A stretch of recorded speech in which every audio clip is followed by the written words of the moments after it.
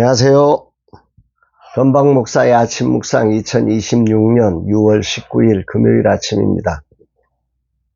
오늘은 히브리서 2장 1절로 18절 말씀을 통해서 혈과 육을 입으신 예수님, 이런 제목으로 말씀 묵상의 은혜를 나누겠습니다. 어제는 중보기도 세미나 교재를 마지막 수정 편집을 시작했습니다.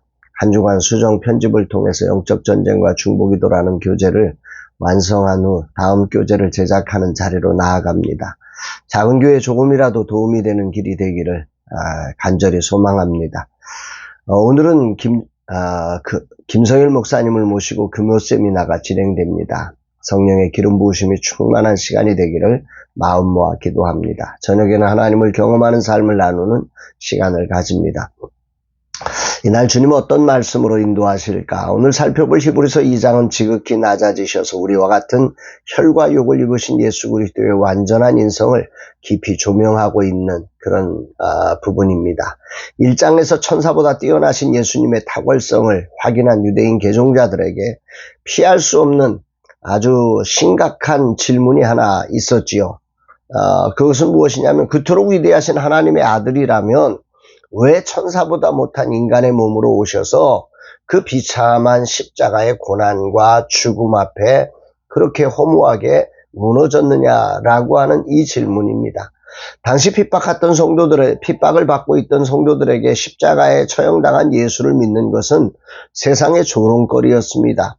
유대교로 돌아가면 반듯한 성전과 영광스러운 천사들의 이야기가 있는데, 기독교는 십자가의 고난과 수치를 이야기했기 때문에 그렇지요. 이에 히브리서 기자는 예수님의 성육신과 고난 그리고 죽으심이 실패가 아니라 우리를 구원하시기 위한 하나님의 가장 완벽하고 필연적인 지혜였음을 히브리서 2장을 통해서 우리에게 말씀하고 있습니다. 히브리서 2장은 이런 내용을 세 가지의 흐름으로 전개를 하고 있는데요. 첫 번째는 들은 말씀에 주목하라는 겁니다. 1절, 그러므로 우리는 들은 것에 더욱 유념함으로 우리가 흘러 떠내려가지 않도록 함이 마땅하니라. 여기 유념하다라고 번역된 헬라어 프로세케인이라고 하는 단어는 이 배를 항구에 단단히 정박시킨다, 이런 의미를 가집니다. 그러니까 말씀이 떠내려가지 않고 주님 앞에 완전히 이렇게 붙잡혀지도록 이 말씀을 붙잡으라고 하는 거죠.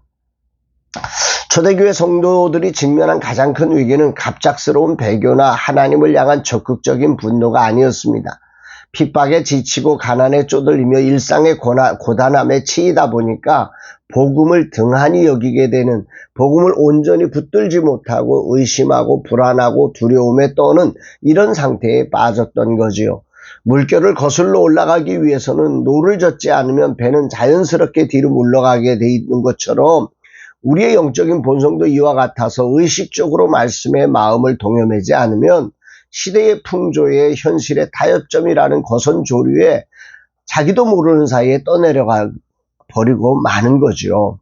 왜라고 하는 이 질문이 해결되지 않았을 때 초대교회 성도들은 말씀의 유념함을 떠나 자기도 모르는 사이에 세상으로 흘러 떠내려가기 때문에 히브리서 기자는 이 말씀을 통해 그들이 그럼에도 예수 그리스도를 통해 전해진 복음의 말씀에서 떠나지 않도록 이걸 붙잡고 오늘이라는 삶을 살아내라고 먼저 1절에서 이 말씀을 하고 있는 거죠.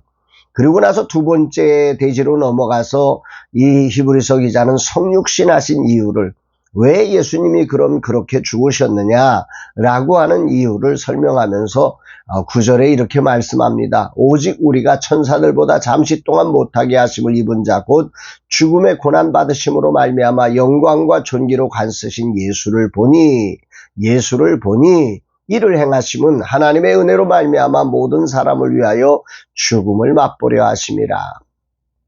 여기 잠시 동안 못하게 하심을 입은 자라고 하는 표현에 주목해야 합니다.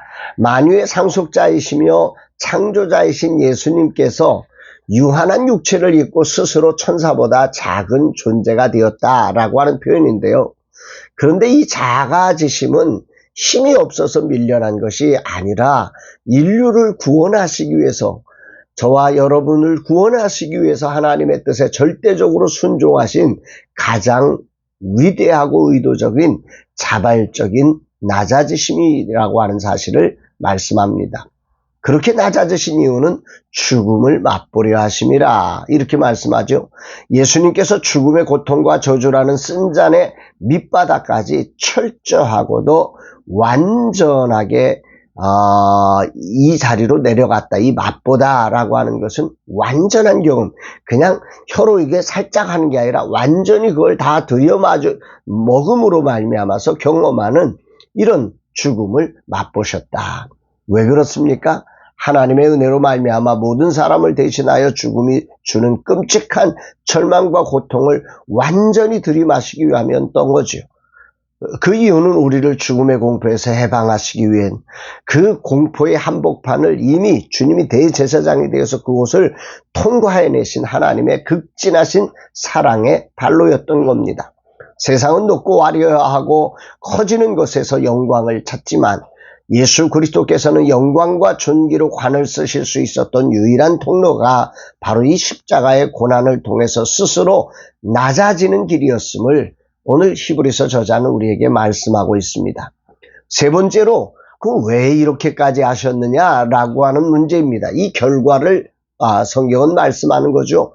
구원의 창시자가 되게 하시며 우리를 형제라 부르고 우리로 예수님을 형제라 부르며 하나님 앞에 가까이 나올 수 있게 하시고 더 이상 사망의 세력 잡은 자에게 끌려다니지 않고 종노릇하지 않고 자유를 얻게 하시려고 이렇게 하셨던 거지요. 예수님이 우리와 똑같이 낮아지시고 고난을 겪으셨기에 지금 우리의 연약함과 고단함 그리고 현실 앞에서 작아지는 마음을 누구보다도 깊이 이해하시고 도우시는 대제사장이 되셔서 오늘 우리로 이 자리에 승리할 수 있게 하시기 위해서 예수님은 그렇게 하셨다는 겁니다. 마지막 17, 18절에 그래서 이렇게 정리하지요. 그러므로 그가 범사의 형제들과 같이 되심이 마땅하도다. 이는 하나님의 일에 자비하고 신실한 대제사장이 되어 백성의 죄를 속량하려 하심이라. 그가 시험을 받아 고난을 당하셨은즉 시험받는 자들을 능히 도우실 수 있느니라. 하나님의 일에 자비하고 신실한 대제사장이 되셔서 우리와 똑같은 혈과 육을 입고 기꺼이 형제가 되어주신 예수 그리스도를 찬양하게 됩니다. 그러기에 우리의 삶이 어떤 깜깜한 상황에 놓일지라도 그분은 우리를 능히 도우실 수 있는 분이십니다.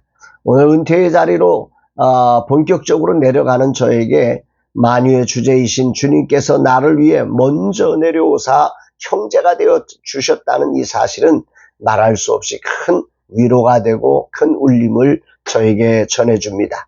먼저 내려오신 이 주님이 안 계셨다면 나는 다가올 시간을 막연한 두려움에 종노릇하며 살아갈 수밖에 없습니다. 그러나 주님이 이 작아짐의 길을 먼저 걸으셨고 그 길 끝에서 영광의 관을 쓰셨습니다. 그렇기에 내가 내려가는 이 길에서 주님은 능히 나를 도우시며 마침내 이 길을 생명의 길이 되게 하실 것을 저는 믿습니다.